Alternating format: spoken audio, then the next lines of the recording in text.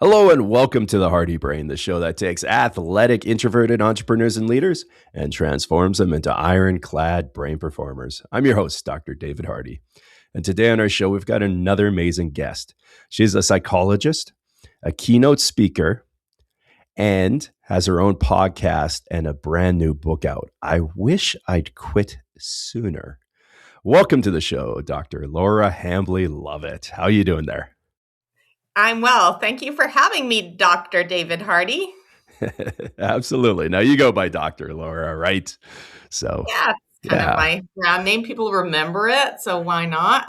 Oh, exactly. Yeah, I think it's got a ring to it, especially kind of, well, in a lot of professions, people are going doctor first name. I kind of like it, to be honest. Well, there's a Dr. Laura. I'm in the US right now, actually. I'm in California on a little family vacation. So hence the bunk bed in the back. We have 4 teenagers with us. Oh, wow. But yeah, here I am. Now, your thing is organizational psychology, and you help workplaces and people kind of perform at a better, higher level. But a big part of that is toxicity. Well, I think a big part of it is having great leaders to lead people to be their best, to thrive, and then the business thrives, the organization thrives. So organizational psychology is at the center of that. Thriving humans, thriving organizations. Toxicity is the opposite. It just brings people down and brings performance down, and health is impacted. So I think it's a really important topic these days, unfortunately. Yeah. How'd you get into that? Like, out of multitude of things, this one caught your attention.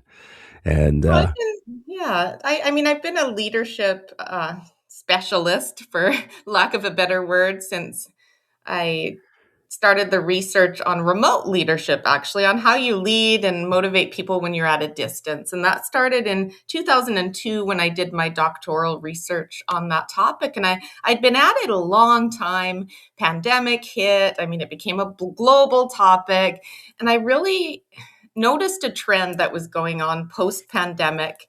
It was a trend where we were seeing a lot of our clients at Canada Career Counseling, which is my cross-Canada career psychology practice, about 30 people across the country. And we had been seeing a lot of clients suffering under toxic bosses, basically. And I call them bosses, not leaders, because a true leader brings out the best in their people, where a boss does not get that title. And a toxic boss certainly does not. And we had been seeing more of our clients suffering and struggling under toxic workplace conditions. And you can't have a toxic workplace unless there's some sort of leadership allowing it to happen. And it can be at any level. And so I saw this and I thought, okay, I got to do some research on this. I need to understand this phenomenon of what's going on. I had been through it twice in my own career, and 17 years of my own career has been an entrepreneur. So it tells you a lot.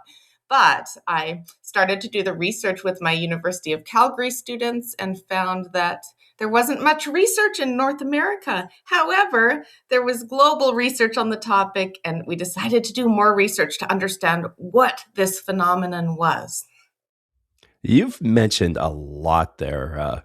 Everybody kind of thinks toxic boss is somebody standing over top of you. And then you mentioned remote work. And now we're in this world where we're like going back to the office. Is there more toxicity or less toxicity? Like, how do these two interplay with each other? I'm fascinated by this. There's just as much. It just plays out a little differently. That's all. If you're a toxic boss, you can do so behind the Zoom screen. You can do so over Teams, over email, you manipulate. You have either covert or overt behaviors going on. And the covert ones are the sneaky, silent, manipulative behaviors. And the overt ones are the ones you'd think of: bullying, harassment, being very aggressive. And those are all part of the 8 toxic boss personas that in my new book, I Wish I'd Quit Sooner, dives into what are we dealing with here. Okay. Now, I can kind of think of only 2 at this present moment. Like you mentioned the overt, and then maybe the boss is just lacking skills. And So what are these eight Yeah, sure. personalities of a toxic boss? Yeah.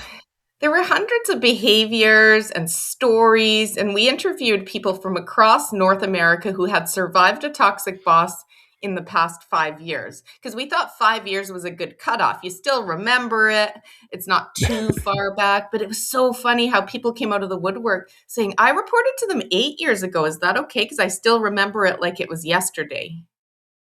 So we had this, people don't forget a toxic boss because their behaviors are so harmful and they get worse over time. So some of the personas that I name, and I have checklists in the book and real stories. There's the dishonest manipulator is one of them. The Ooh. gaslighter is another, which is really freaky. Another is the control freak, which is micromanagement on steroids.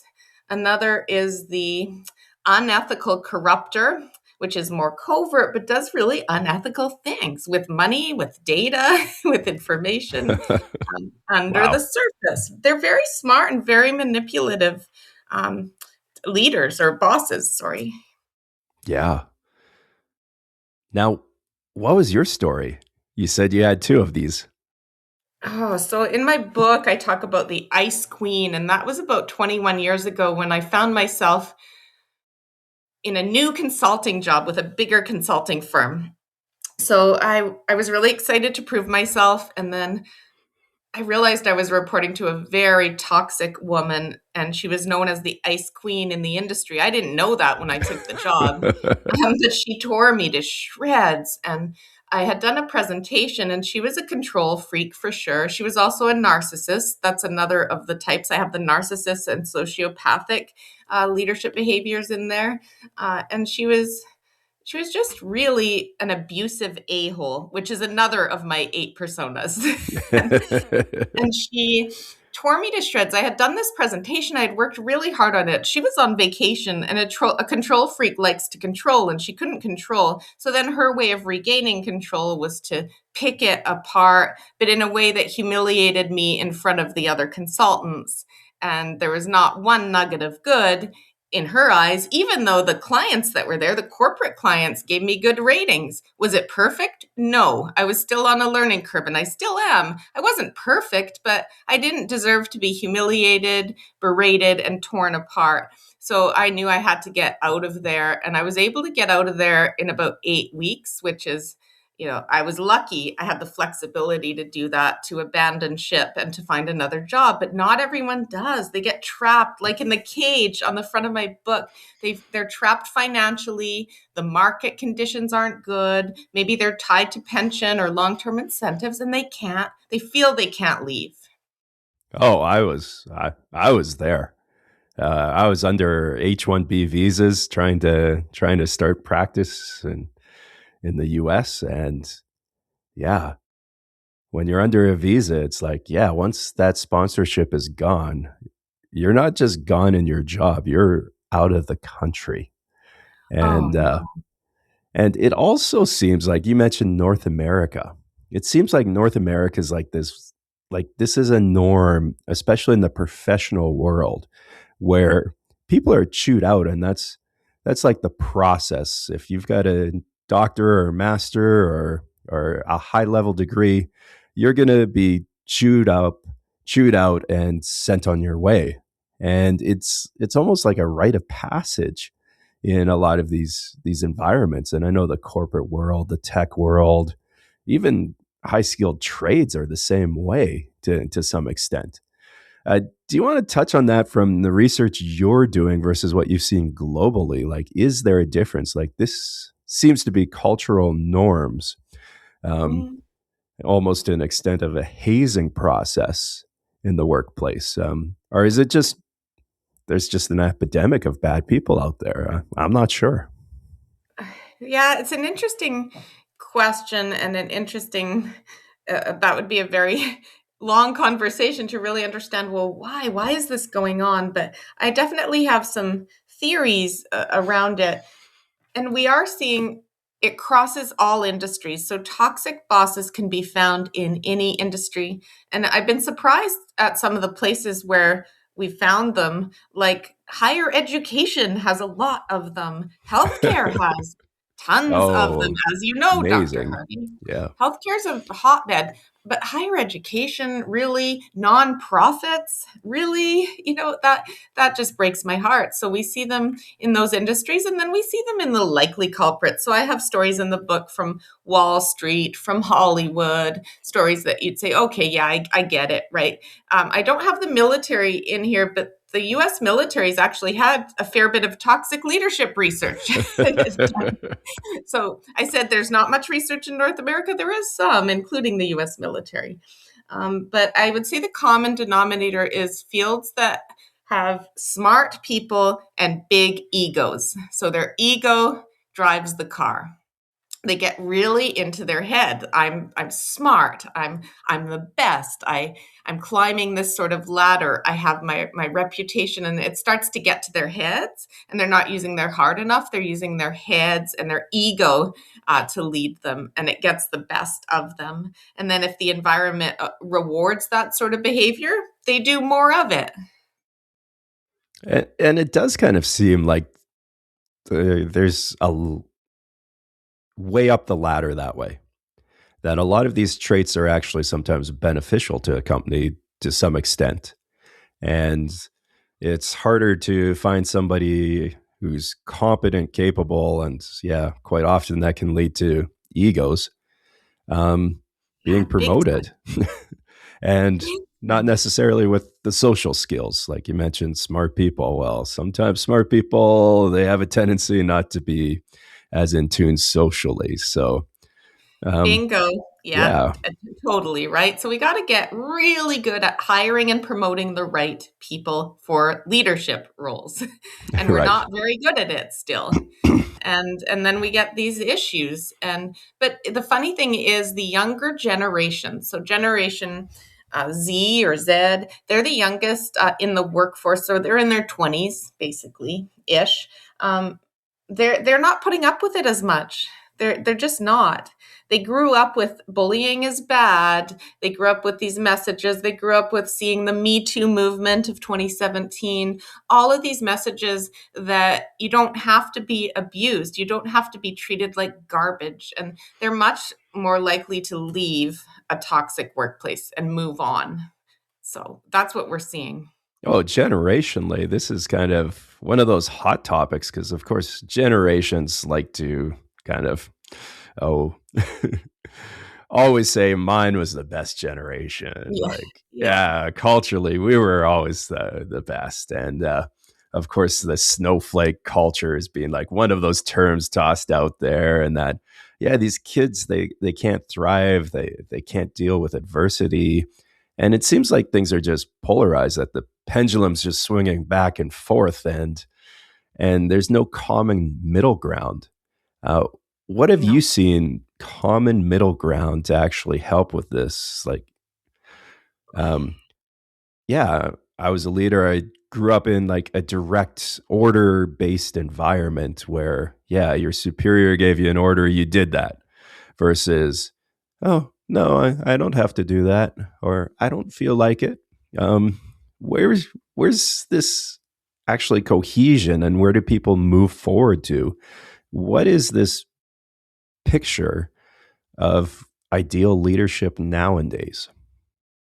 Well, ideal leadership is kind, but also clear. Very clarity is important. Clarity of expectations, clarity of feedback. So you're kind, but you're also firm, and you help people to stretch and to grow, and that requires feedback. So we need the younger generations to be open to the feedback. And if you're too scared of feedback or you take it too personally, you're not going to grow.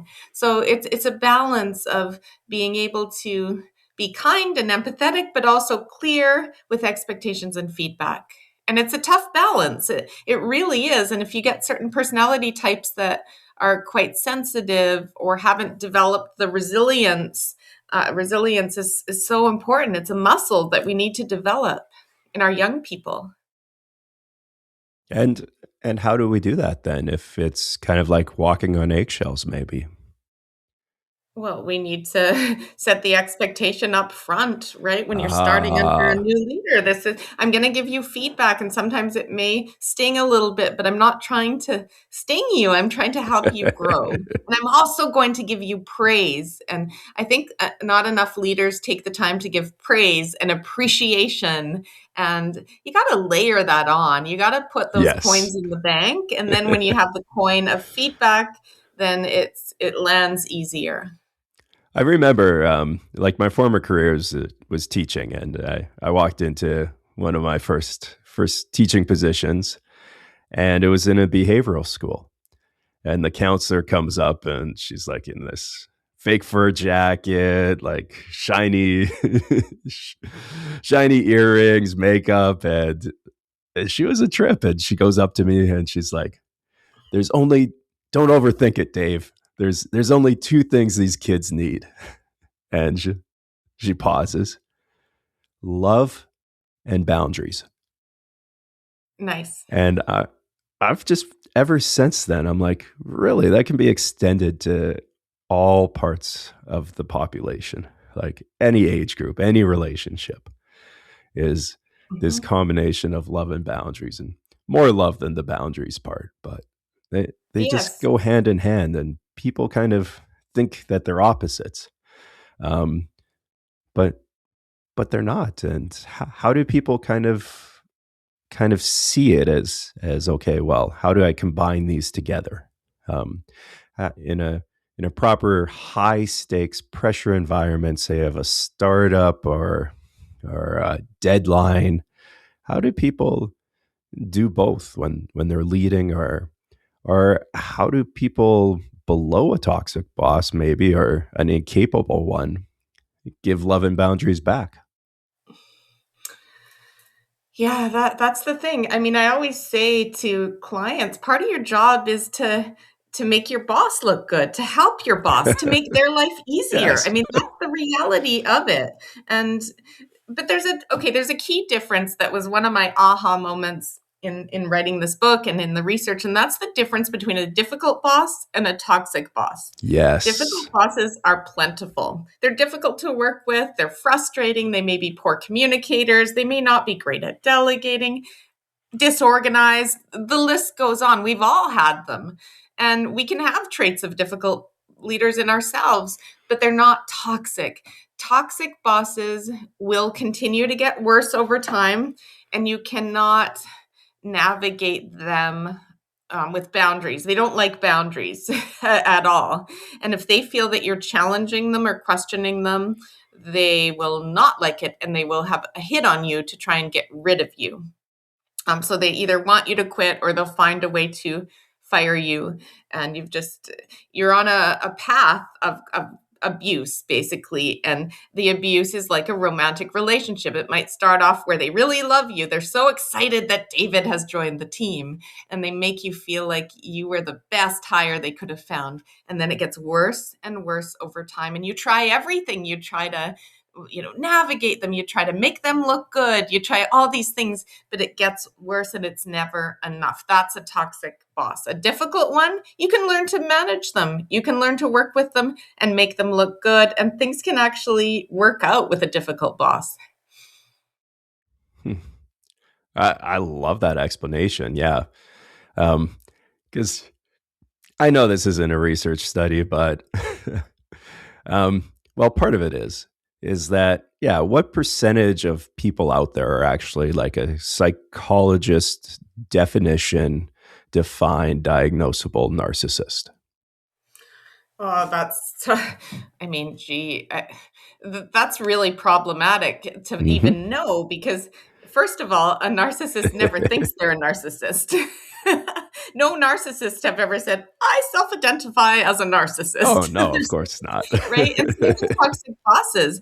People always say, Dr. Laura, do you think I'm a toxic boss? I say no, because if you were, you wouldn't ask the question. Yeah. They just don't ask the question. They're not interested in my book. They're not interested in improving. They're simply not. And people have said, how many of them are out there? I said, I don't know. It's impossible to measure, but just my own instincts is about 5%, 10% tops, but Yes. 5% of all leaders are toxic, which equates to millions of humans, which is really scary, but about 5%. And then on the other end of the bell curve, there's 5% who are fantastic and great leaders that you'll never forget, that make a huge difference in your life.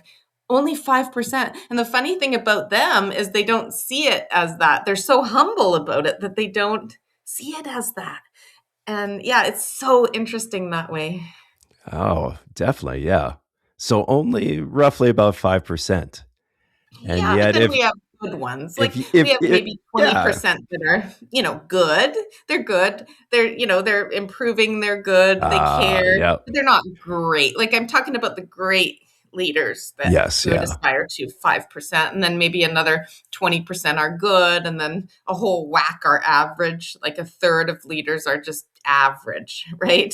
yeah, yeah. And on that point, though, like, yeah, if you asked like a room full of people, like say from the stage or something, and you had them put up their hands, how many people have worked for a good boss? And yeah, people, some, okay, how many have worked for like the 5%, like the best bosses in the world? And probably less hands go up. And then you ask, how many of you have worked for a narcissist? And hands fly up. Yeah, I and, did. and I think Yeah, too that people were just hardwired to see the negative too, and especially in leadership roles above us. That yeah, there's always, yeah, if there's only 5% out there and 80% of the hands go up, then well, really. yeah, so this is a messy area, and I was really careful in the book to say we're not diagnosing narcissism here. That Right, actually yes. it takes a clinician, and but the funny thing is, I did a series on narcissism on my own podcast, Where Work Meets Life. It was about 4 years ago, and I dug into it with really prolific experts on narcissism. And I learned a lot. I learned that it's actually on a continuum, that we Oh, all yeah. have egos, and it's a matter of how much the ego is controlling the person to become a full narcissist. But we're all on that continuum in some way. So it's interesting. It's usually not you are and you are not. It's we all have the propensity in us, and we just got to watch that and be careful that it doesn't overtake us. Oh, absolutely. And yeah, different traits have evolutionarily been there because they, in certain situations, helped people in society out. And Bingo. Yeah. yeah, and I think a lot of it is to be able to point that in the right direction. And that's why I'm a huge fan of like different personality tests and trait tests to start to get people kind of more in line with who they are, but also, okay, this tendency is pretty much not supposed to be used in the majority of things. Here's an outlet, or here's an avenue for it. And Oh, yeah. like some Yeah. people love the arena of just going back and forth. Like, of course, lawyers get the bad rap, but Oh, yeah. but that adversarial back and forth argutive, there's places for it and things. And of Oh, yeah. course, Yeah. some people are really good at that, and we need it sometimes. And Yeah. other But I would say times it's like, please stop. but the best lawyers are the ones that are great active listeners. They listen Oh, properly. yes. And Yeah. then they're not talking the whole time. They're listening and analyzing. And then when they talk, it's well thought out, analyzed, and it hits the mark. That's a great lawyer. If they're Right. led totally by their ego, they're not a great lawyer. Oh, absolutely. Yeah. And that kind of goes into that picture of like the calculative persona that you had mentioned earlier. And yeah, I think it's probably um, yeah, in some arenas a talent, and in most of society an absolute watch out for red Mhm. flag. And Yes. and yeah, we see it in a lot of different professions, of course. So I'm not just picking on one. Oh, yeah. Yeah. Yeah. And I Yeah. really want to shine a light on it because I think it's Right. causing a lot of harm, and some of the harm is it's causing burnout. It's causing people to burn out, Yes. get sick, physically and mentally sick. And I have a whole chapter in the book of all the impacts. What have you seen? Like, what is a story that you remember one of your clients telling you of God. how they were in a bad position and their health just started to go on them on top of things? Oh, yeah, definitely cardiovascular health. Oh There's yeah, research on that. So a toxic workplace can cause cardiovascular health issues. I've seen it. Definitely it impacts people's sleep, and then they start not sleeping well. They have this anxiety, and I've also seen it lead to panic attacks. There's one story in my book where it was someone in HR in the tech industry, and she had a panic attack in her toxic boss's office. what did And that look immediately, like? just a panic attack is where you feel like you're having a heart attack. Basically, you just almost lose control. You're just in this state of your heart's just pounding, and you just feel this anxiety engulfs you, and oftentimes you need to sit down. You almost feel dizzy. It's just horrible. And she had to So start a medical leave after that. so A, this a lady's medical in leave. her boss's office and she's feeling like her heart racing and like sweating, probably hot and weakness, Yeah, like things just aren't right. And yeah. then yeah, how, like, is she kind of reliving this right in front of you as she's telling you as well? Um, no, she had healed, and it's all about healing and Mm, recovery. And that's why I have a whole chapter in recovering from a toxic boss experience. And sometimes you need therapy, and you need significant therapy, because it really can damage your self-esteem, your self-confidence, your mental well-being, all of it. And it's trauma. It's a form of trauma. And I right, always say, yeah, toxic bosses, they probably had trauma in their childhood, and the trauma was never healed and dealt with. So then they became, adults, and now they're in charge of people, and they're on this massive power trip, and they don't have that empathy, those levels of empathy, because their needs were not met.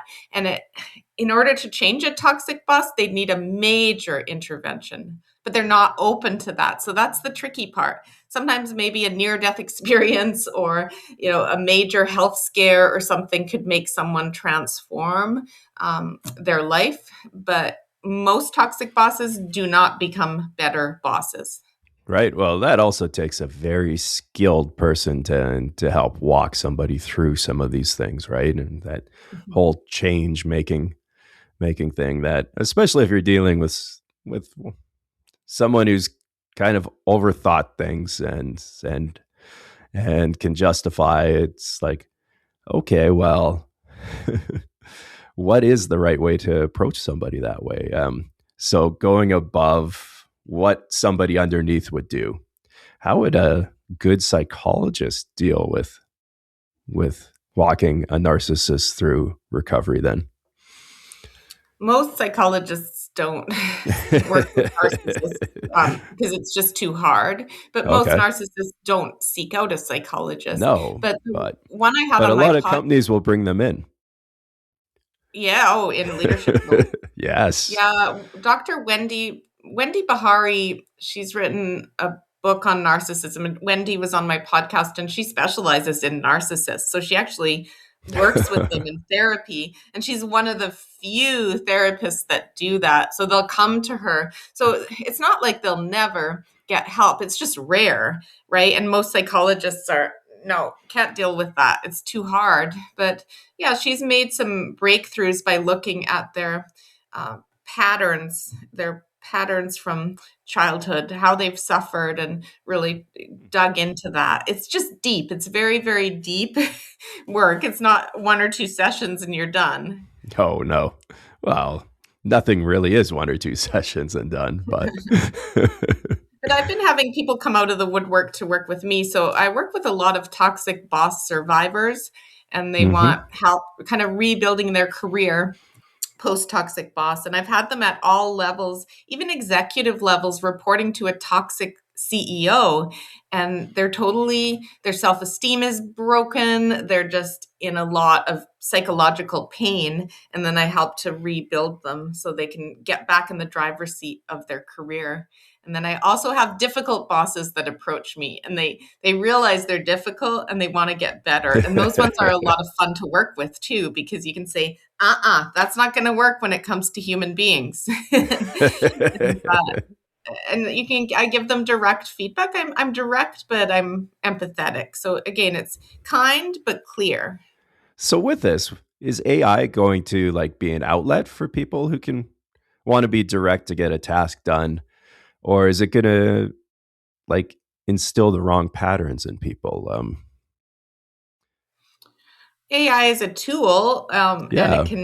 it can give us. I mean, you could. But for those practice. mundane tasks, you like Yeah, it's if fine. AI gets it wrong, you could be like, "No, you idiot! I want this, this, then this," and type it in there, and you kind of get that rush of, okay, well, I Yeah, I you can I take out told that abusive computer tendencies. versus, okay, well, no, I got to calm down, ask questions, and And realize you I'm can get talking to a feedback on person.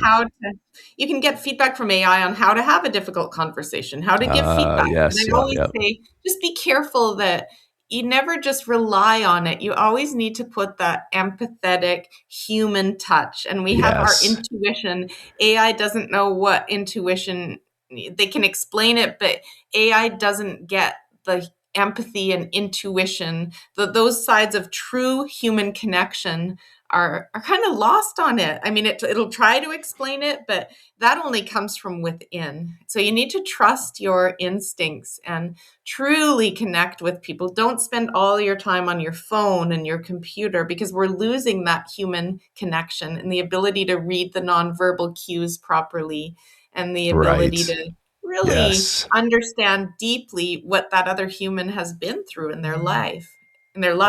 I love it, and yeah. Going back to what you initially had said and at the start of the conversation from remote work, like you miss the human connection talking to a laptop. And Mhm. yeah, of course, toxicity then can thrive. And oh, well, it's back to work. And then there's so many other ways people can be toxic or come across that way without facial expressions or tonality. And text Oh is yeah. a great example of that. And then, of course, yeah, this whole new world we're being thrust into, and the change that's about to happen in work.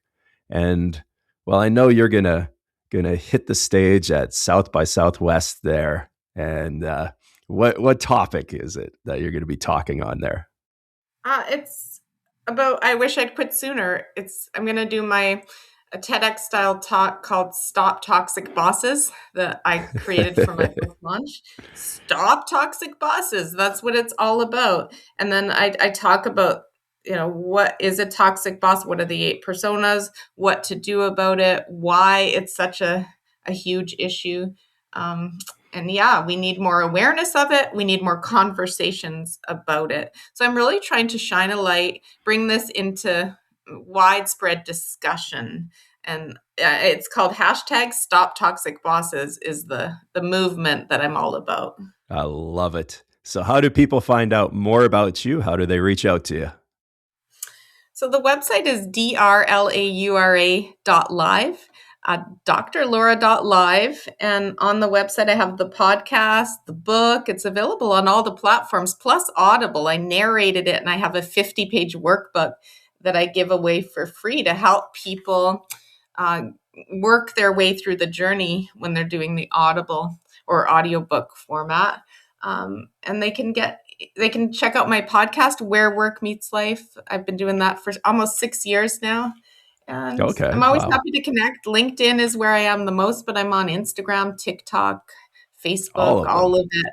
Yeah, And don't fantastic. confuse me with the other Dr. Laura. There's a Dr. Laura in the US, and she's still doing the call of the day. And she gives people feedback in a very, very Oh, direct way. It's yeah. entertaining, but it's damaging. So We'll put the links here so people get it right. So thank you. definitely check out Dr. Laura. And of course, we can tell how proud she is and excited to get this information out to people. So definitely go to the website, look up the book, I Wish I'd Quit Sooner. And, well, of course, stay tuned to the next episode of The Hardy Brain, the show that takes athletic, introverted entrepreneurs and leaders and transforms them into ironclad brain performers. Take care.